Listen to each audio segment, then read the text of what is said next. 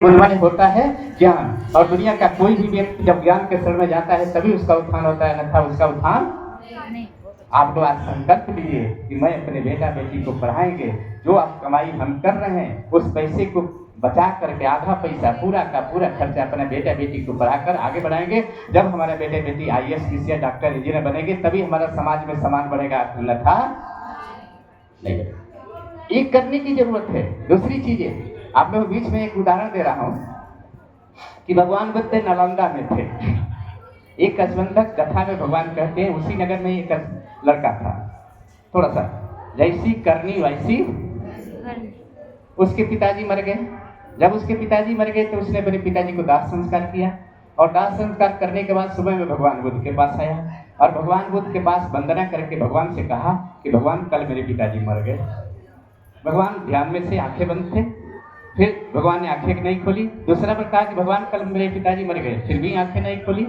जब तीसरा बार कहा कि भगवान कल मेरे पिताजी मर गए, तो भगवान ने आंखें खोली और कहा कि बताओ मैं क्या करूं, अगर तुम्हारे पिताजी मर गए तो मैं क्या करूं। तो उसने कहता है कि भगवान आप तो करुणा के सागर हैं, आप तो भगवान हैं, आप तो भूत भविष्य वर्तमान सब कुछ जानते हैं। मेरे लोगों को कहते हैं बाछी दे दो, तुम्हारे पिताजी बैतरनी, बाछी का नाम सुनने नहीं, बैतरनी पार कर जाएंगे, पिंडा दान करोगे वो मिलेगा। भगवान मेरे पिताजी के लिए कुछ कर्म कांड करिए ताकि मेरे पिताजी कहाँ चले जाएं, स्वर्ग में। तब भगवान मुस्कुराने लगते हैं, कहते हैं अरे वाह ये तो बड़ा चालाक है, अपने पिताजी को ये जीते जी स्वर्ग में नहीं भेजा, मरने के बाद भेज रहा है। तब ने भगवान ने कहा कि ऐसे समझाने से ये नहीं समझेगा। तब भगवान ने कहा कि चलो मैं तुम्हारे पिताजी को स्वर्ग में भेजता हूँ। अब खुश हो जाता है कि भगवान मेरे पिताजी को स्वर्ग में भेजेंगे। तब भगवान ने कहा कि जाओ 2 मिट्टी के घड़ा ला दो। तो उसने गया 2 मिट्टी के घड़ा ला दिया। तब भगवान ने कहा कि एक में घी भर दो, एक में कंकड़ भर दो। एक घड़े में घी भरा, एक में कंकड़ भरा। तब भगवान ने कहा कि दोनों को कपड़े से बंद कर दो। उसने दोनों को कपड़े से बंद कर दिया। तब भगवान ने कहा कि दोनों को घड़े को उठा लो, उठा लिया। भगवान आगे के चलते हैं और लड़का पीछे पीछे चलता है। तब तक एक पानी का तालाब पड़ता है, पोखरा, उसके किनारे भगवान खड़े हो जाते हैं और कहते हैं कि दोनों घड़े को पानी में छोड़ दो। अब दोनों घड़े को पानी में छोड़ देता है। तब भगवान एक लाठी, डंडा जानते हैं, लाठी डंडा लिए थे, कहते कि डंडा लो, इस डंडे से ठोकर मारकर दोनों घड़े को फोड़ दो। अब मतलब खुश होता है, उधर घड़ा फूटेगा, उधर मेरे पिताजी को स्वर्ग प्राप्त होगा। इसी खुशी में घड़ा फोड़ देता है और घड़ा फोड़ते ही जिस घड़े में घी था वो पानी के ऊपर तैरने लगता है, जिस घड़े में कंकड़ था वो पानी के नीचे। तब भगवान ने कहा कि मैं तुम्हारे पिताजी को स्वर्ग में जाने के लिए इतना कर्म कांड कर दिया, ऐसा करो कि जो तंत्र मंत्र कर्म कांड करते हैं उनको बुलाओ और कहो कि अपने तंत्र मंत्र की विद्या से इस घी को पानी के नीचे ला और कंकड़ को पानी के ऊपर। अब कहता है भगवान आप मजाक कर रहे हैं, ये कैसे हो सकता है। तो भगवान ने कहा कि मैं तुमसे क्यों मजाक करूंगा, तुम्हारे तंत्र मंत्र करने से यहाँ से कलकत्ता चला जाता है, अब तुम्हारे मंत्र के उच्चारण करने से घी पानी के अंदर नहीं जा सकता है। तो कहा कि नहीं जा सकता है भगवान। तो कहा कि तो बताओ, नहीं जा सकता। भगवान ने कहा कि क्यों नहीं जा सकता है। तो कहा कि भगवान इसलिए नहीं जा सकता है कि घी पानी से हल्का है इसलिए पानी के ऊपर तैर रहा है, और कंकड़ पानी से भारी है इसलिए पानी के नीचे है। भगवान ये तो प्रकृति का नियम है। तो भगवान ने कहा कि तुम प्रकृति के नियम को जानते हो। तो कहा कि हाँ। तो भगवान ने कहा कि जब तुम प्रकृति के नियम को जानते हो तो ये भी जान लो, अगर तुम्हारे पिताजी कुशल कर्म किए होंगे, चोरी नहीं किए होंगे, हत्या नहीं किए होंगे, झूठ और चुगली और गांव में किसी से झगड़ा नहीं किए होंगे, दुराचार और व्यभिचार नहीं किए होंगे, तो जिस तरह से घी पानी के ऊपर तैर रहा है उसी तरह से तुम्हारे पिताजी का किया हुआ कर्म तैरेगा। मान लो स्वर्ग। अगर तुम्हारे पिताजी नीच कर्म किए होंगे, चोरी हत्या झूठ चुगली, तो जिस तरह से कंकड़ डूबा हुआ है उसी तरह से तुम्हारे पिताजी का किया हुआ कर्म भी मान लो नरक। तब हाथ जोड़कर कहता है कि भगवान आज मेरे अंदर की अज्ञानता विश्वास अविद्या को आपने दूर कर दिया। मुझे मालूम था कि स्वर्ग ऊपर है नरक नीचे है, लेकिन आज मुझे मालूम है कि न कहीं स्वर्ग है न कहीं नरक है, जीते जी स्वर्ग है और जीते जी। मेरी माताएं मेरी बहनें अपने वर्तमान को ठीक करें। वर्तमान समझ गए, अपनी वर्तमान को ठीक करें। जिसका वर्तमान ठीक है उसका सब कुछ ठीक है, जिसका वर्तमान ठीक नहीं उसका कुछ भी ठीक रहने वाला।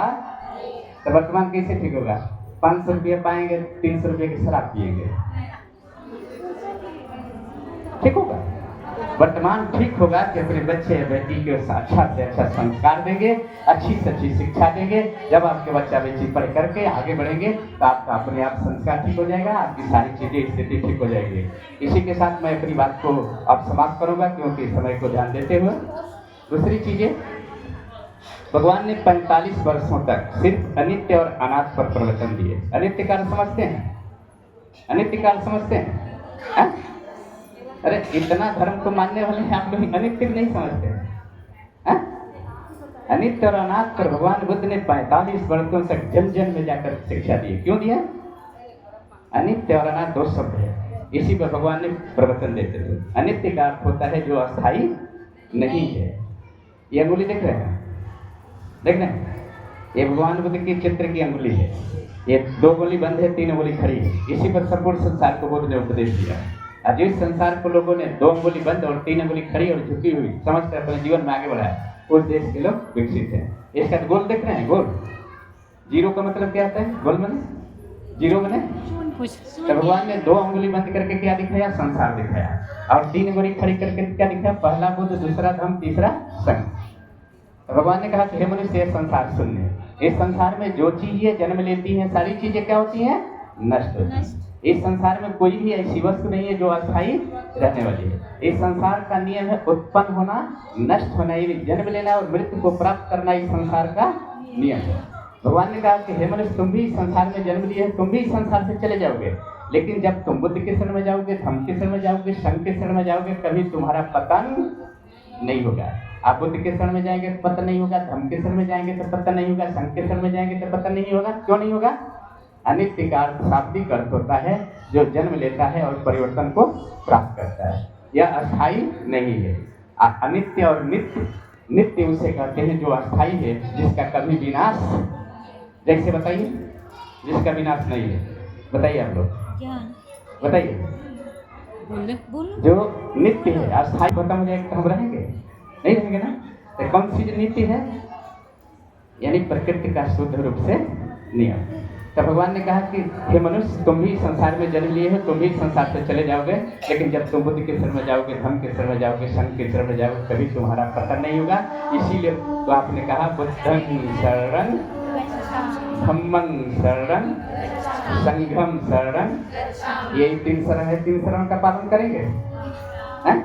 तो मैंने पहले बोल दिया कि बुद्ध कोई व्यक्ति नहीं, कोई वस्तु नहीं, कोई स्थान नहीं। बुद्ध मैंने होता है क्या? तो मैं आपको कहाँ जाने के लिए कह रहा हूँ? कि बुद्ध के पास। मैंने ज्ञान के शरण में जाने के लिए कह रहा हूँ। मैं बुद्ध की मूर्ति के पास नहीं भेज रहा। तो पहला अंगुली समझिएगा, बुद्धं शरणं गच्छामि। तो बुद्ध ने कहा कि हे मनुष्य, बुद्धि के शरण में जाना, ज्ञान के शरण में जाना, एजुकेटेड ज्ञान के शरण में जाना, हाईएस्ट ज्ञान के शरण में जाना, उच्चतम ज्ञान के शरण में जाना। और जाने के बाद अपना संपूर्ण जीवन दूसरे के परोपकार, दूसरे की भलाई, दूसरे की रक्षा के लिए करना। हे मनुष्य, जहाँ जरूरत पड़े कि 100 लोगों की जान जा रही है, अगर तुम्हारी एक जान जाने से अगर 100 लोगों की रक्षा होती है, तो अपनी जान की न परवाह करना, लेकिन 100 लोगों की रक्षा। भगवान कहते हैं कि अगर ऐसा करते हो तो तुम तो इस संसार से चले जाओगे, लेकिन तुम्हारा किया हुआ कर्म इस संसार में हमेशा। मेरी बताएं बहने, आपका किया हुआ कर्म ही आपका सच्चा साथी है। इस संसार में आपका पति आपका नहीं है, आपकी पत्नी आपकी नहीं है, आपके बेटा बेटी आपके नहीं है, लेकिन आप कुशल कर्म करती हैं, अच्छा कर्म करती हैं, तो आप समाज में भी सम्मानित रहेंगी, परिवार में भी सम्मानित रहेंगी, और जीने के बाद भी आप सम्मानित रहेंगी। मेरी बताएं मेरी बहनें, ऐसी वाणी न बोलिए जिससे किसी तरह का किसी को कष्ट हो। दूसरे के दुख को अपना दुख समझिए, दूसरे के सुख को अपना सुख। हम बाबा साहब का बार बार नाम क्यों लेते हैं? बाबा साहब जब 1891 ईस्वी में इस संसार में जन्म लेते हैं, तो उन्होंने इस संसार के दुख को देखा। उस दुख को दूर करने के लिए बाबा साहब ने किसका सहारा लिया? किसका सहारा लिया? शिक्षा का सहारा लिया। उन्होंने देखा कि हम अपने लोगों को आंदोलित करते हैं तो हमारे लोग मारे जाएंगे, लेकिन हम एजुकेटेड शिक्षा को लेते हैं तो अपने कलम के द्वारा अपने लोगों का अधिकार। बाबा साहब उतनी जिंदगी किसी शख्स के साथ लड़ाई लड़ी, मारपीट किए, क्या किए? अपने बुद्धि का। तो जब 1891 ईस्वी संसार में जन्म लेते हैं तो इस संसार को दुख होता है, इस दुख को दूर करने के लिए बाबा साहब ने हाई शिक्षा ग्रहण की। बाबा साहब के पास कितनी डिग्रियां थी? 32। कितनी विदेशी भाषा पढ़े? इसलिए हर भाषा पढ़कर अंग्रेजों को अपनी बात रखने के लिए उन्होंने हर देश भाषाओं को पढ़ा। बाबा साहब भगवान बुद्ध ने कहा कि संपूर्ण अपना जीवन दूसरे के परोपकार, दूसरे के भलाई के लिए कर देना। तो बाबा साहब ने संपूर्ण अपना जीवन अपने परिवार को नहीं देखा, अपनी पत्नी को नहीं देखा, लेकिन हमारे और आपके लिए संपूर्ण जीवन अपना त्याग किया। 36 साल की अवस्था में उनकी पत्नी मर जाती है। आप सोच सकती हैं, जिस व्यक्ति की पत्नी जो साये की तरफ जीवन भर चली, जिसने बाबा साहब के सामने एक समस्या नहीं रखी कि बाबा साहब हमें गहना खरीद दीजिए, हमें साड़ी खरीद दीजिए। अगर माता रमाबाई नहीं होती तो बाबा साहब उतनी ऊंचाई पर, ये मेरी माताएं बहनें बैठी हैं, अगर ये अपने पति को चाहें तो ऊपर उठा सकती हैं और चाहें तो गिरा सकती हैं। ऐसी बात जीवन भर नहीं रखी। 4 उनकी संतानें मर गई, 4 संतानें मर गई, लेकिन बाबा साहब अपने बच्चों के प्रति कभी नहीं, देश के समाज के लिए, हमारे और आपके लिए लड़ाई लड़ते रहे। जब उनका बेटा राज रतन बीमार पड़ा और 3 बेटे के मरने को पूरी तरह से रमाबाई टूट चुकी थी, उनके अंदर हिम्मत नहीं थी, लेकिन बाबा साहब को साथ देने के लिए बम्बई जैसे शहर में गोबर मिलती थी, गोबर जानती हैं, सुपला बनाती थी और बनाकर बेचती थी, बेच करके अपने परिवार के, अपने बच्चों को भोजन देती थी, उसमें से कुछ अंश बाबा साहब के पढ़ने में भेजती थी। धन्य है मेरी माता रमाबाई, आप कर सकती हैं। एक पति आपका एक आज एक कहिए कि मेरे पति कल ला दीजिए, आप नहीं लाएंगे तो कल से उनको भोजन देना आप लोग बंद कर देंगे। चौथा बेटा जब राज रतन बीमार पड़ते, माता रमाबाई टूट चुकी थी। अब उनको लगा कि मेरा ये भी बेटा मर जाएगा। इस अवस्था में बाबा साहब के नौकरी भी छूट गई थी, बड़ौदा राजा के यहाँ से नौकरी छूट गई थी और लास्ट में बाबा साहब जाकर के अपनी वकालत बॉम्बे में कर रहे थे। एक अछूत, एक महान नीच होने के कारण उन इमेज पर एक भी मौक्कल यानी नहीं आता था कि बाबा साहब को एक केस मिल जाए। बाबा साहब के पास रुपये नहीं होते थे। उस समय माता रमाबाई अपनी खबर भेजती है कि बाबा साहब अगर आते तो आपका बच्चा बीमार है, आप इलाज कराते आपका बच्चा लेते। बाबा साहब सोचना सुनते हैं और सुनते ही अपने दफ्तर से उठ जाते हैं, साथ में रत्तू चल जाते हैं। आते आते जब संतारा घर पहुँचते हैं, उनका बेटा पूरी तरह से निमोनिया से तड़प रहा था। आवाज करके अपने बेटे को अपनी गोद में लेते हैं और गोद में लेने के बाद जो भी सोचते हैं कि अब कहीं किसी डॉक्टर से दिखाया जाए, 20 मिनट नहीं बीतता है तब तक उसका बेटा उन्हीं की गोद में मर जाता है। जब मरता है बाबा साहब के आंसू जमीन छूने लगती है, रत्तू चल परेशान। माता रमाबाई चौथा बेटा मरने पर पूरी तरह से तड़प रही। अब कुछ दिन बीतता है, रत्तू चंद को लगता है कि बाबा साहब अपने बेटे के मरने पर टूट जाएंगे तो हमारा अधिकार कौन देगा, हमारी लड़ाई कौन लड़ेगा, हमारा अधिकार कौन दिलाएगा। तब पीछे जाकर बाबा साहब के कंधे पर हाथ रखकर कहते हैं कि बाबा साहब आप अपने बेटे के मरने पर टूट जाएंगे तो हमारी लड़ाई कौन लड़ेगा। बाबा साहब एक हाथ से आँख पूछते हैं और कहते हैं कि रत्तू तुझे लग रहा है कि मैं अपने बेटे के मरने पर रो रहा हूँ, मैं अपने बेटे के मरने पर नहीं रो रहा, मैं तो इसलिए रो रहा हूँ कि मेरे जैसा विद्वान, मेरे पास सब कुछ नहीं है लेकिन मैं अपने बच्चों का इलाज नहीं करता। इस देश में करोड़ों बच्चे मरते हैं, दिन प्रतिदिन करोड़ों बच्चे मरते हैं जिनका कोई देख रेख करने वाला, जिनका मैं इकलौता डॉक्टर हूँ। मैं अपने बच्चे के लिए नहीं रो रहा, मैं इस देश के लोगों के लिए रो रहा हूँ। आप और हम रोएंगे नहीं, रोगे ना। आप तुरंत दाह संस्कार की बात करती है कि दाह संस्कार कर दिया जाए तो बाबा साहब इशारा माता बाई ये होता है कि पैसे चाहिए, एक 54 रुपया उनके पॉकेट में नहीं था कि अपने बच्चे को एक गठ कफन दे पाए। माता रमाबाई समझ जाती है कि इनके पास रुपया नहीं। तब फटी हुई जो साड़ी थी आप पहनी है और साड़ी का आगे भाग फाड़ देती है और फाड़ करके कहती है कि बाबा साहब आप दीजिए मेरे बच्चे को, मेरे आंचल के ये आंचल कफन बनाकर मेरे बेटे को दाह संस्कार कर दे। अभी चल ही रहा है तब तक डाकिया आता है लेकर लेटर और कहता है कि बाबा साहब ये लेटर आपके लिए गोल में से लेना, लंदन चल रहा है, आप नहीं जाएंगे तो हमारा अधिकार नहीं मिलेगा। बाबा साहब कहीं बेटे की मरी हुई लाश को छोड़ देते हैं, तुरंत वहाँ से हम छोड़ेंगे, आप छोड़ेंगे। लाश को छोड़कर बाबा साहब रवाना हो जाते हैं। दाह संस्कार माँ के द्वारा होता है और जाने के बाद 3 महीने गोल में सम्मेलन चलता है, उसमें बाबा साहब को संविधान मिलता है लिखने का। किसी के साथ भेदभाव बाबा साहब किए, सबको एक समान, एक नहीं, भेड़ बकरी सबको एक हाथ पर पानी पिलाए कि नहीं, और 6 दिसंबर 1956 को बाबा साहेब इस दुनिया से, कि आज बाबा साहब मरे हुए हैं। इसी को भगवान ने कहा कि हे मनुष्य, अगर तुम संपूर्ण अपना जीवन दूसरे के परोपकार, दूसरे की भलाई, दूसरे के जीवन की रक्षा के लिए करते हो तो तुम तो इस संसार से चले जाओगे, लेकिन तुम्हारा किया हुआ कर्म इस संसार में हमेशा। तो हम कुछ नहीं कर सकते हैं, हम दूसरे के लिए परोपकार नहीं कर सकते हैं तो अपने परिवार के लिए नहीं कर सकते हैं। परिवार के लिए करिए, दूसरे के दुख को अपना दुख समझिए, दूसरे के सुख को अपना समझिए, हर समय मैत्री भावना के साथ रहिए। जितना क्रोध करेंगे आपका ब्लड प्रेशर बढ़ेगा, तो आपकी हार्ट की गति क्या होगी? बढ़ेगी। जब आपकी हार्ट की गति बढ़ेगी तो आपके हार्ट में घिसाव होगा, और घिसाव होगा तो आपकी उम्र क्या हो जाएगी?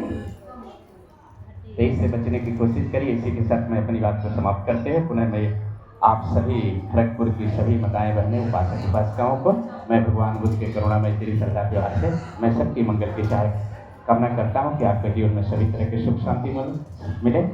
साधु साधु। हाँ, तनी मंगल मैत्री भावना 2 मिनट के लिए आ जोड़ी 2 मंगल।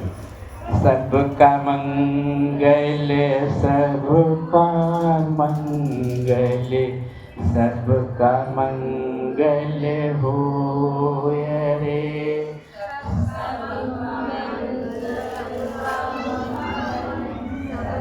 सबका मंगल होय रे।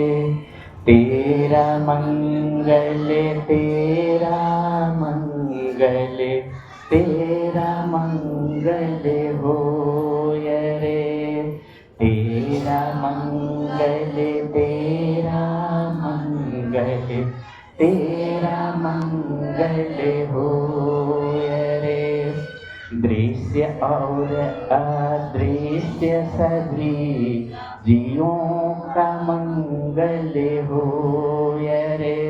दृश्य और अदृश्य सभी जीवों का मंगल होय रे। जल के